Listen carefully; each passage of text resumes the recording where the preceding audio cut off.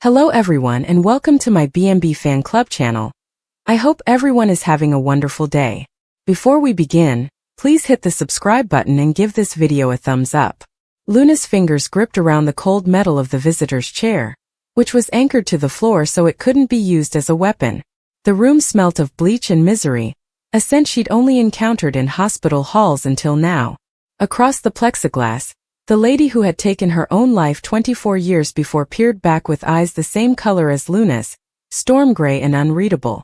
Poppy Nozawa, inmate number 47892, wore orange like it was meant for her, and the jumpsuit remained fresh despite the county jail's laundry.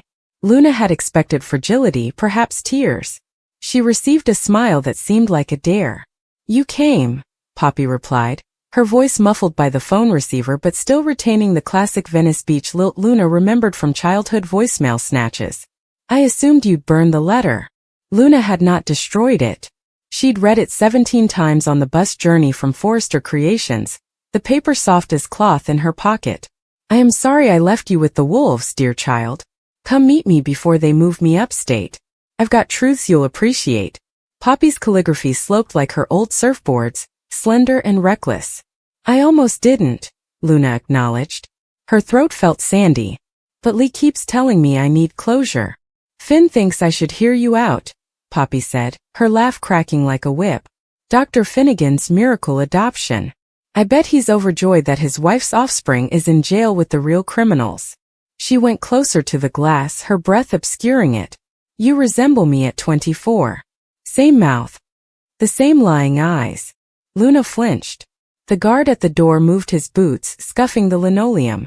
10 minutes remain on the clock. "I didn't come for insults," Luna explained. "I came seeking answers. Why did you abandon me at the fire station? Why did you let Lee raise me as if I were hers?" Poppy's gaze shifted to the guard and then back. "Because Lee wanted a perfect daughter, and I wanted to surf pipeline without a child strapped to my back. Simple math, Luna. You were better off with the Finnegans." Luna's voice rose, drawing a sharp look from the guard. She lowered it. "Do you think growing up thinking my mother overdosed at a motel was better? Lee informed me you had died." Poppy drummed her fingers on the counter as she showed me a bogus death certificate. Lee always enjoyed her frauds. Remember when she attempted to pass off a Target dress as vintage Poochie at the school auction? A phantom from their past. Poppy crashing parent-teacher nights in tie-dye. Lee in pearls pretending not to know her. Luna gulped. "This isn't funny." "No," Poppy replied, her smile fading. "It is not. But you want the true story? Fine. I did not abandon you. I traded you." The words landed between them like a deadly bomb. Luna's heartbeat hammered in her ears. "Traded? To Sheila Carter," Poppy stated casually, as if she were ordering coffee. "She needed a baby for some strange plot involving the Forresters. I needed money to flee before the authorities discovered my pharmaceutical side hustle. Win-win." Luna's world shifted. Had Sheila Carter, the mother who slaughtered her own son and scared half of Los Angeles, held her as an infant? Did the same hands that previously aimed a gun at Steffi Forrester change her diaper? "You're lying," Luna muttered. "Am I?" Poppy slowly reached into her jumpsuit pocket, under the guard's watchful eye, and slid a Polaroid across the counter. The guard intercepted it, studied it, and then inserted it into the slot. Luna's hand shook as she accepted it. A hazy snapshot of Poppy, younger and tanned, cuddling a newborn wrapped in a pink hospital blanket. Sheila's wild red hair and keen grin were noticeable even in the shadows. "That's you," Poppy said. "Only 2 days old. Sheila paid 50 grand. She said she'd raise you as leverage against Lauren Fenmore. But then Lee learned about it. It turns out your adoptive mother has a bloodhound's nose for danger. She stole you back, falsified the paperwork, and told everyone I had died. End of story." Luna stared at the photograph until its edges blurred. The baby's face was indistinct, but she knew the blanket. Lee still kept it in a cedar box under her bed, claiming it came from the fire station. Luna slept with it until she was 12. "Why tell me right now?" Luna's voice crackled. "Why wait until you're incarcerated for fraud and drug trafficking?" Poppy shrugged. "Because I'm sober for the first time in 15 years, and the 12 steps advise to make apologies. Also, She looked at the guard again. Sheila has gone out. Last week I escaped transportation. The buzzer went off, signaling the end of the time limit. Luna stood on legs that seemed borrowed. The photograph seared into her fist. Luna, Poppy said as the guard grabbed her elbow. Whatever Lee taught you or whatever Finn believes, blood does not lie. You are mine. And Sheila knows it. Back at Forrester Creations, the air conditioner hummed like a swarm of angry bees. Luna went down the corridors on autopilot, the photo now tucked inside her bra, near her heart. Designers parted ways with her as if she carried the disease. In this facility, word spread quickly about Luna Nozawa, who was visiting her incarcerated mother. Drama alert. She found Lee in the executive lounge, pouring green tea with surgical care. Finn stood alongside her, arms folded and jaw taut. You went, Lee stated without turning. This is not a question. Luna pulled out the Polaroid and placed it on the marble counter. Explain this. Lee's teacup paused in midair.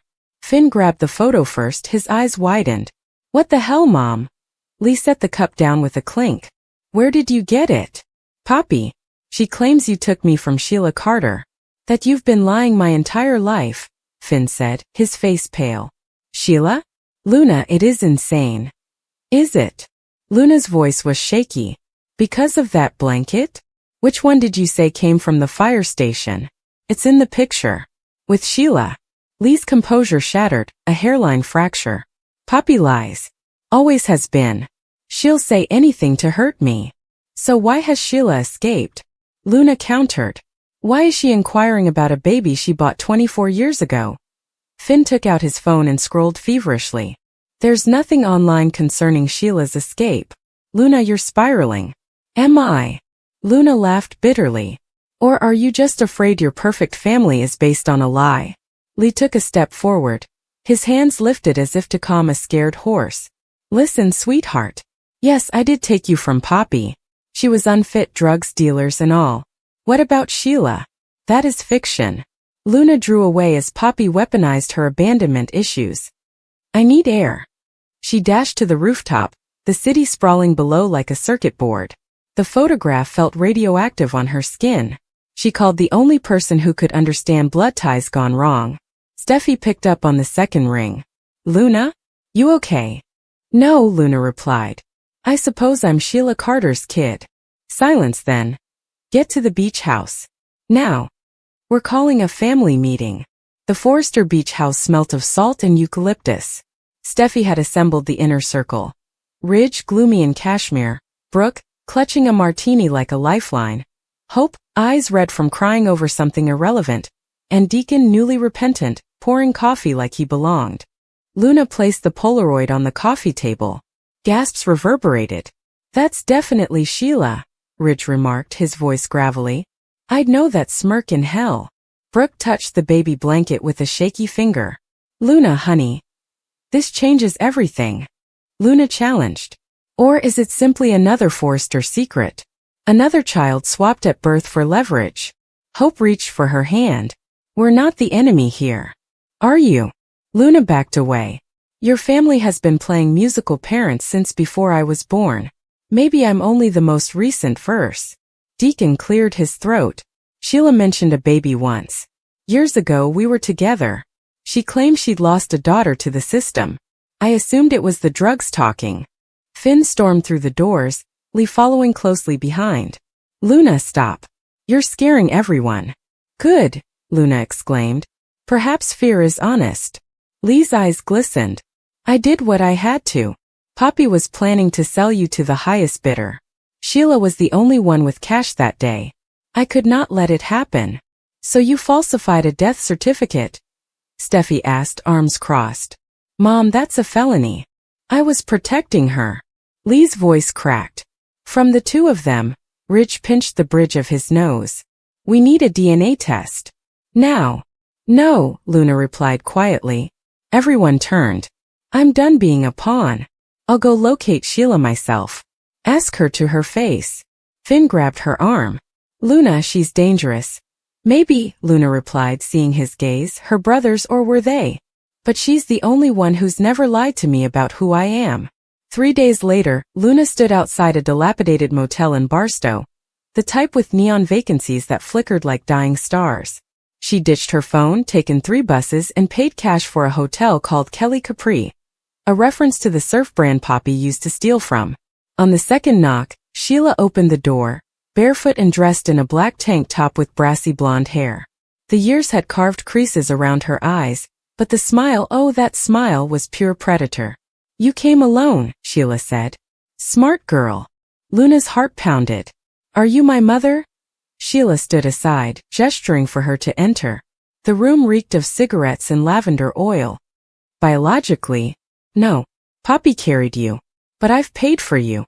I raised you for exactly 6 weeks before Lee Finnegan swooped in like a sanctimonious vulture." Luna's knees trembled. She sat at the bed's edge. 6 weeks. "Long enough to fall in love," Sheila replied gently, almost tenderly. "You had a small birthmark on your thigh fashioned like a crescent moon. I called you Luna before Poppy even named you." Luna's fingers rushed to her leg, where the mark was hidden beneath denim. "Why did you let Lee abduct me?" "I didn't let her," Sheila said, her voice hardening. "She drugged me. I woke up in a psychiatric facility and told everyone I was deluded. By the time I got out, you were Luna Finnegan, and the Forresters had closed ranks." Luna's breath caught. "Poppy said you wanted me for leverage." Sheila laughed sharply.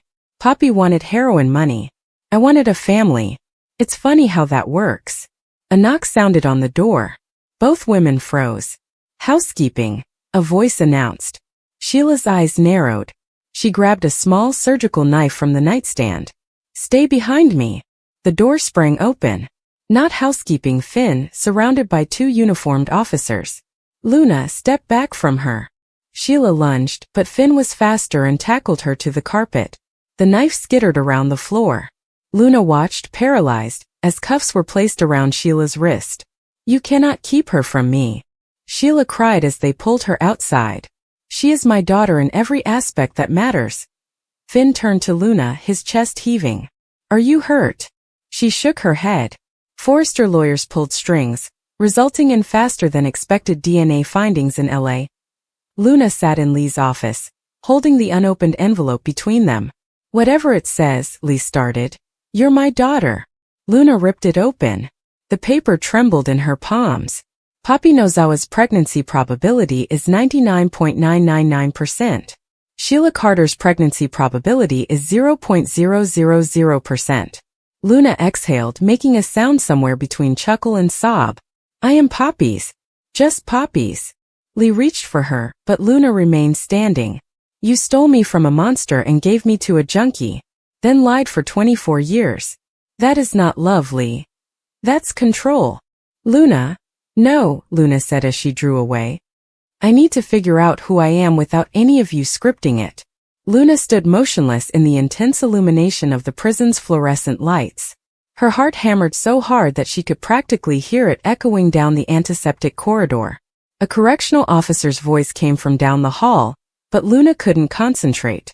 All she could see was the gray metal door in front of her, which separated her from the lady she had never really known. Her mother. She had been saying that word over and again since the phone conversation. It still felt strange and fragile, like a piece of glass she was frightened to touch. Growing up, she was taught pieces of the truth, whispers of mistakes, second chances, and secrets too heavy to express to a child. But there was no avoiding it anymore. She agreed to come. Even though it was hard, she needed to see her biological mother. When the guard motioned for her to enter, Luna's feet felt firmly planted on the floor. Then somehow she found herself moving forward. The heavy door slammed shut behind her, the sound abrupt and harsh. The visiting area was modest, with merely a metal table and 2 chairs separated by a piece of reinforced glass. On the other side sat a woman with eyes that matched her own. "Luna." The woman spoke gently, her voice shaking. "You came." Luna was unable to respond for very some time. Her neck was tight, and her palms were sweaty. She observed the woman's face, which was older, weathered with time and sadness, but unmistakably recognizable. The same cheekbones. The same curve of the mouth as she tried to smile despite her anguish. "Poppy," Luna eventually whispered, scarcely audible. Her mother flinched at the name. "You don't have to call me that here," she replied gently. "You can call me Mom if you want." Luna swallowed. The word stayed on her tongue. "It's been so long," she said. "You never told me." "I know." Poppy's voice trembled. "I never told you the truth about why I left, and why I was unable to be there for you. I thought keeping you away from my faults would keep you safe." Luna sat down, her body quivering. "Protect me from what? Did you know you were in prison? From discovering you're not the woman I thought you were." Poppy's eyes were filled with tears. "I wanted to shelter you from the shame, from the people who would judge you for being my daughter." Luna's breath caught. "Too late for that. Everyone at Forrester Creations already knows. My entire existence feels like a lie today." Poppy averted her gaze at the mention of Forrester Creations. She had never been a part of that world of design, beauty, and power. Luna owned it now, and she didn't want to tarnish it. "I never meant for any of this to come out," Poppy replied. "I wanted you to live freely. I believed if I kept away, you'd have a chance to be better than me." Luna's gaze sharpened. "You didn't stay away, however. You came back. You appeared in my life pretending to be someone else. Why lie again?" Poppy reached for the glass, her hand trembling. "I missed you. I wanted to see the lady you'd become. I couldn't help but wonder whether you were happy." Luna gazed at her reflection in the glass, which was half her own and half her mother's. She wasn't sure which side she despised more, the fury or the longing. "You should have told me sooner. You should have believed me." "I didn't trust myself," Poppy said quietly. There was quiet, the kind that stretched and pulled till it was uncomfortable. The buzzing from the overhead lights hummed like a caged bee.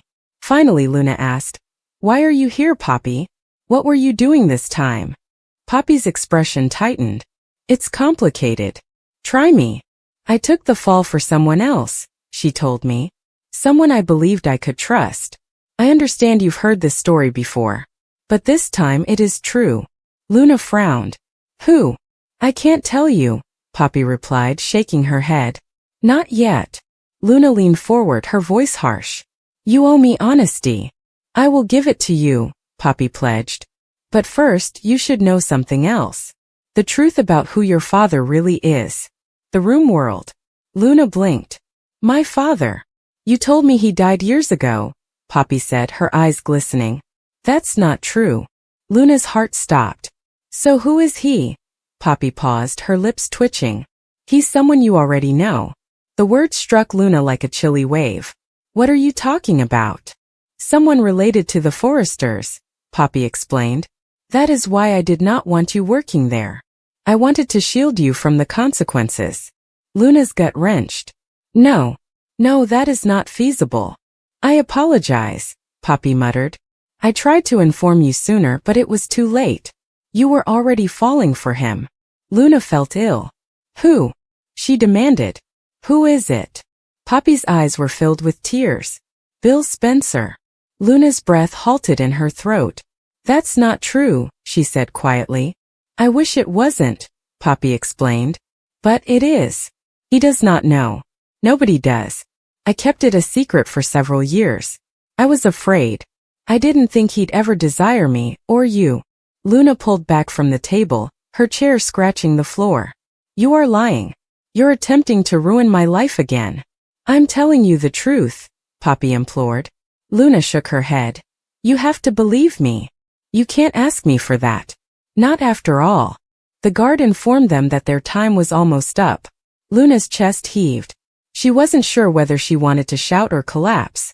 As she stood to depart, Poppy pushed her fingers flat on the glass. "Please, Luna. Do not walk away. I know I have made mistakes, but I still love you. I always have." Luna looked at her through tears. "You don't get to say that like it fixes everything."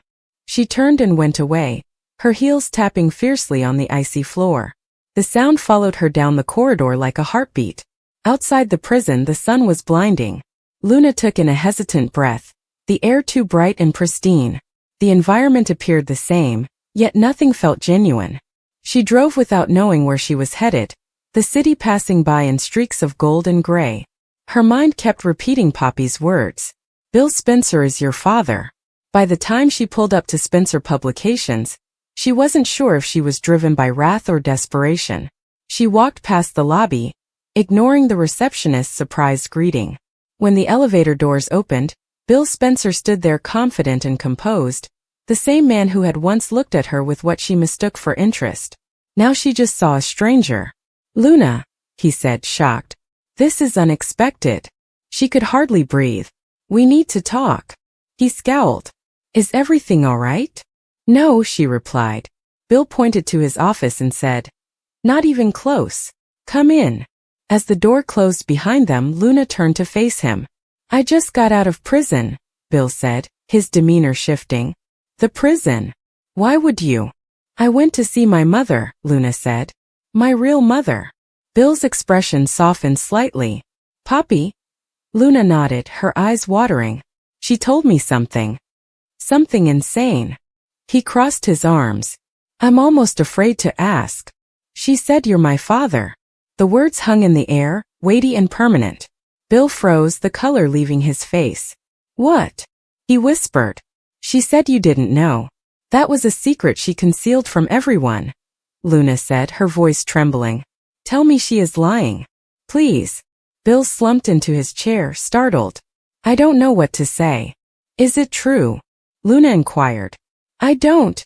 He paused and rubbed his palm across his face.